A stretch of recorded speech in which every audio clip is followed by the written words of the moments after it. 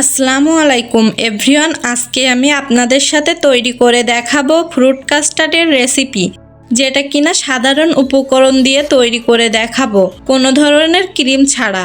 আর এই গরমে আইসক্রিমের বদলে যদি ফ্রুট কাস্টার্ড বানিয়ে খাওয়া যায় তাহলে কিন্তু ব্যাপারটা অনেক হেলদি হয় আর অনেক বেশি টেস্টিও হয়। তো চলুন দেখে নেই। কাস্টার্ড বানানোর জন্য একটা প্যানে নিয়েছি 1 লিটার দুধ এবং মিডিয়াম হাই হিটে এটাকে আমি একটা বলক তুলে নেব। দেখতেই পাচ্ছেন দুধটাতে বলক চলে এসেছে। আমি চুলাটা অফ করে দিয়েছি। এখন এই দুধটাকে ঠান্ডা করে নেব। ঠিক এভাবে নেড়েচেড়ে দুধটাকে ঠান্ডা করে নিতে হবে, যাতে উপরে কোনো সর না পড়ে। দুধটাকে এখন পুরোপুরি ঠান্ডা করে নিয়েছি। এখন এই দুধ থেকে একটা বাটিতে কিছুটা দুধ তুলে নেব। মোটামুটি আধা কাপের মতো দুধ নিয়েছি এই বাটিতে। এখন এর সাথে মেলাবো কাস্টার্ড পাউডার। কাস্টার্ড পাউডার আপনারা যে কোনো দোকানে কিনতে পাবেন। আমি এখানে 4 টেবিল চামচ কাস্টার্ড পাউডার ইউজ করেছি। তারপর একটা চামচ দিয়ে খুব ভালোভাবে মিশিয়ে নিচ্ছি।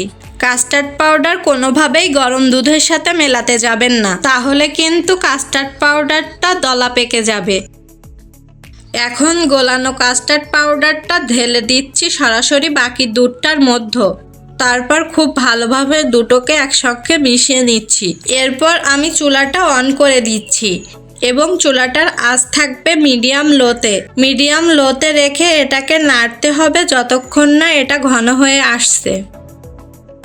কাস্টার্ডটা ঘন হতে শুরু করেছে। এখন আমি এর মধ্যে দিয়ে দিচ্ছি 1/2 কাপ চিনি। চিনিটা আপনাদের স্বাদ মতো দিতে পারেন।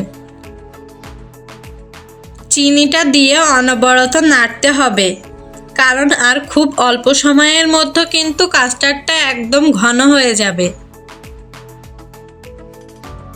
কাস্টার্ডটা রেডি হয়ে গেছে। কাস্টার্ডটা যেমন ঘন রাখতে চান তার থেকে একটু পাতলা করে নামিয়ে নিতে হবে, কারণ কাস্টার্ডটা পরে আরও একটু ঘন হয়ে যাবে। এজন্য পাতলা থাকা অবস্থাতে নামাতে হবে। এখন কাস্টার্ডটা আমি নেড়েচেড়ে ঠান্ডা করে নেব। কাস্টার্ডটা ঠান্ডা হয়ে গেছে।